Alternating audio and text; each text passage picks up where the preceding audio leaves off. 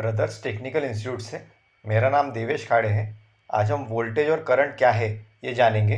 Voltage और current ये दोनों जो टर्म है ये इलेक्ट्रॉनिक और इलेक्ट्रिकल सब्जेक्ट में काफ़ी मेनली यूज़ किया जाता है। अगर वोल्टेज और करंट का अगर डिफरेंस हमें बराबर पता नहीं है तो इलेक्ट्रॉनिक और इलेक्ट्रिकल समझना काफ़ी मुश्किल होता है। तो हम देखते हैं कि वोल्टेज और करंट क्या है, इसे डिस्क्रिप्ट में हम देखेंगे।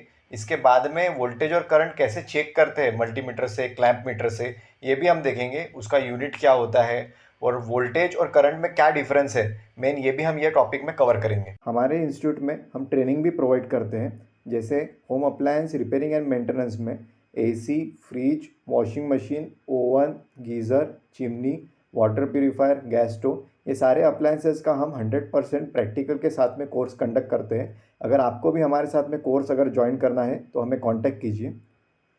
तो पहले हम जानेंगे वोल्टेज के बारे में। वोल्टेज क्या है?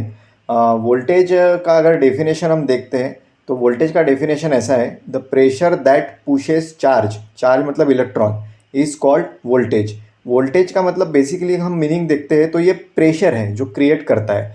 अगर प्रेशर क्रिएट होता है तो वो कोई भी चीज़ अगर होती है तो उसको पुश करेगा। तो यहाँ पे हमने उसका एग्जाम्पल लिया है चार्ज। चार्ज मतलब हम इलेक्ट्रॉन भी कंसिडर करते हैं। तो ये अगर प्रेशर क्रिएट करता है तो ये जो चार्ज होता है, जो इलेक्ट्रॉन होता है, उसको पुश करता है। ये इसकी डेफिनेशन होगी।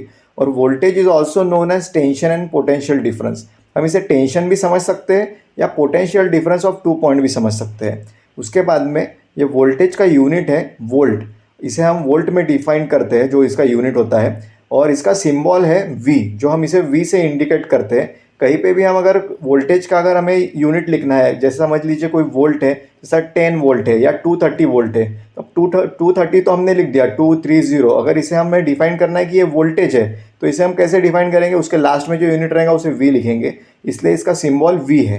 करंट का डिफिनेशन देख लेते हैं पहले। तो करंट का डिफिनेशन ऐसा है, the rate of flow of electron through a wire, wire मतलब मटेरियल भी समझ सकते हैं, इज कॉल्ड करंट। मतलब जो फ्लो है इलेक्ट्रॉन का, जो वायर से इलेक्ट्रॉन का फ्लो हो रहा है, उसे हम करंट कहते हैं। अभी current is also known as how much flow of electron, मतलब कितना फ्लो ऑफ इलेक्ट्रॉन एक वायर से फ्लो हुआ है, उसे हम करंट भी समझ सकते हैं। Unit of current is ampere है, मतलब इसे हम एम्पियर में डिनोट करते हैं यूनिट उसके लिए। तो इसका सिंबल अगर हम यूज़ करते हैं तो ए से होता है सिंबल इसका इंडिकेट।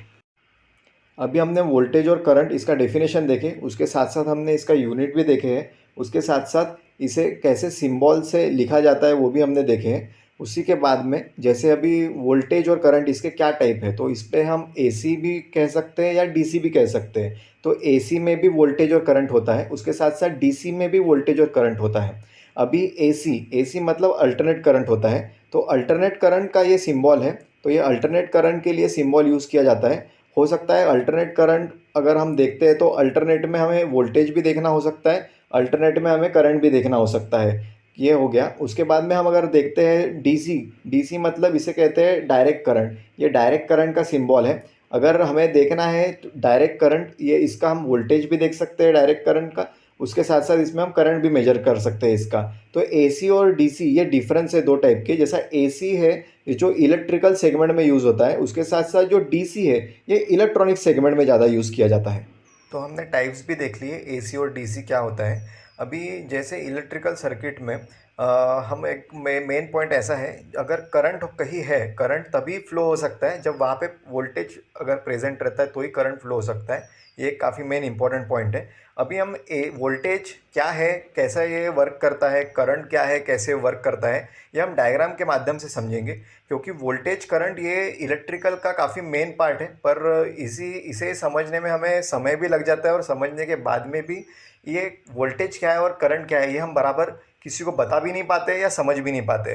अभी जैसे हम टेक्नीशियन हैं तो हमारे इसमें वोल्टेज और करंट इसका काफ़ी इम्पॉर्टेंट है। क्योंकि कहीं पे भी हम साइट पे जाते हैं या कुछ वर्क करते हैं तो हमें वहाँ पे वोल्टेज भी चेक करना है, उसके साथ साथ करंट भी चेक करना है। अगर वोल्टेज करंट चेक करने में अगर कोई दिक्कत आती है, अगर वोल्टेज करंट चेक करने में अगर कोई पॉसिबिलिटी ऐसी क्रिएट हो जाती है कि वोल्टेज चेक कैसे करना है, करंट कैसे चेक करना है, तो अगर ये दोनों चीज़ें हमें अगर पता नहीं रही तो हम बराबर कोई भी इक्विपमेंट रहा या कोई भी सर्किट रहा तो उसमें हम किसी को प्रॉपर, मतलब कहीं प्रॉब्लम आ रहा है तो उसको हम सॉल्यूशन नहीं दे पाएंगे। तो इसीलिए वोल्टेज और करंट का काफ़ी महत्व है। तो हम डायग्राम के माध्यम से ये समझते हैं कि वोल्टेज और करंट क्या होता है। अभी जैसे हमने वोल्टेज देखा, तो वोल्टेज क्या होता है, वोल्टेज एक प्रेशर होता है। अगर प्रेशर हमें देखना है तो हम कैसा होता है, जैसे एक वाटर टैंक है, मतलब एक पानी की टंकी है, तो उसके एग्जाम्पल में हम देखते हैं, तो इसके एग्जाम्पल में हम समझेंगे। जैसे पहली टंकी इसमें दी है लेफ्ट हैंड साइड में, तो इसमें ये जो टंकी है, वाटर टैंक जो है, इसमें जो पानी फिल किया गया है वो 30% फिल किया गया है।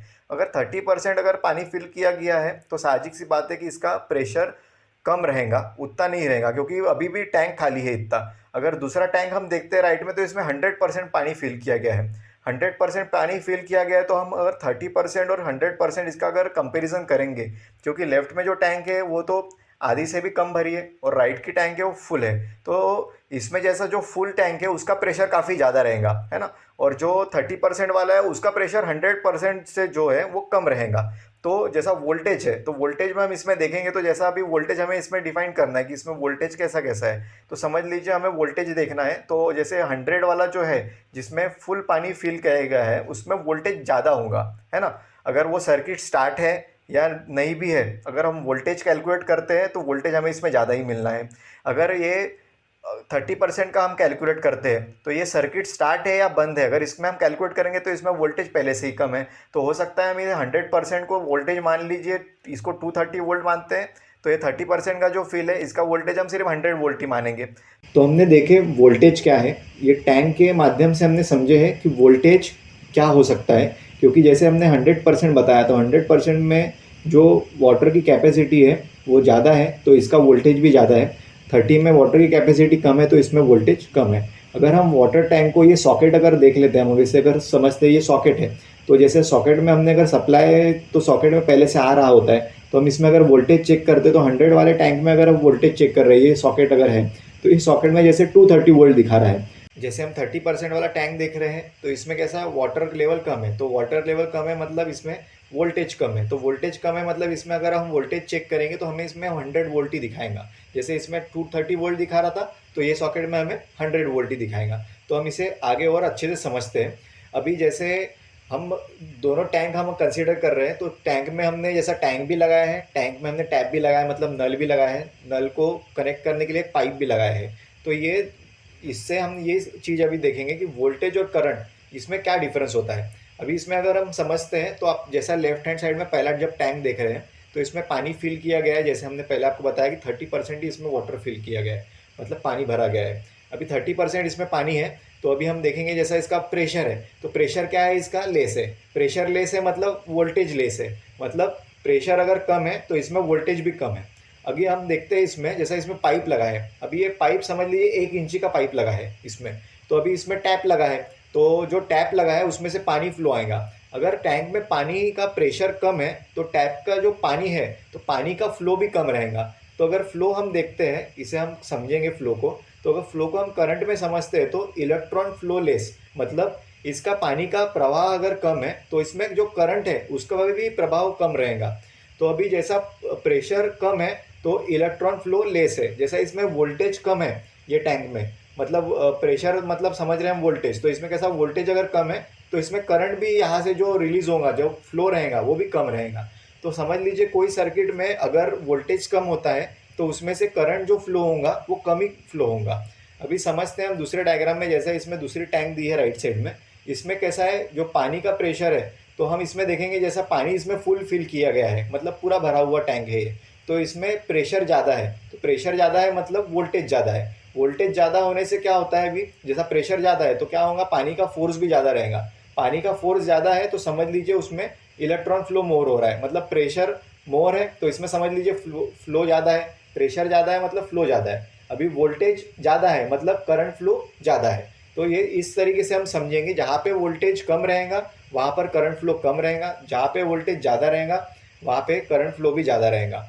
अभी कैसा होता है, जैसे हम अभी हमारे घर में अगर 230 वोल्ट है, 230 वोल्ट अगर है, तो 230 वोल्ट में समझ लीजिए अभी हमें करंट अभी चाहिए। जैसा करंट चाहिए, किस चीज़ के लिए करंट रिक्वायरमेंट होती है, कोई लोड रहता है जैसे सामने, उसको रन करने के लिए करंट का रिक्वायरमेंट होता है। वोल्टेज तो वहाँ पे प्रेजेंट है ना, अगर वो डिवाइस को लगने वाला करंट अगर उसे बराबर प्रॉपर नहीं मिल सकेगा तो वो डिवाइस भी रन नहीं करेगा। तो उसके पहले हमें चेक करना है कि वहाँ पे वोल्टेज बराबर है क्या। अगर वोल्टेज बराबर रहता है तो करंट भी बराबर मिलेगा, तो हमारा जो डिवाइस या कहीं लोड लगा होता है वो भी प्रॉपर वर्क करेगा। तो ये टैंक के माध्यम से हमने समझा है कि वोल्टेज और करंट क्या होता है। जैसे हम इसमें देख रहे हैं कि अभी ये डायग्राम में एक पाइप भी लगा है जो टैंक और टैप के बीच में है, मतलब टैंक और जो नल है उसके बीच में लगा है। इससे हम अगर वायर हम समझते हैं तो जैसे अभी लेफ्ट हैंड साइड वाला अगर एग्जांपल लेते हैं हम, जैसे इसमें प्रेशर कम है, प्रेशर कम है मतलब वोल्टेज कम है, वोल्टेज क्यों कम है, पानी कम है उसमें ना, तो हम पानी को कंसिडर कर रहे हैं, वोल्टेज कर रहे हैं, तो फिर प्रेशर अगर कम है तो जो रिलीज होगा, फ्लो जो रिलीज होगा वो कम होगा, तो मतलब करंट लेस रहेगा।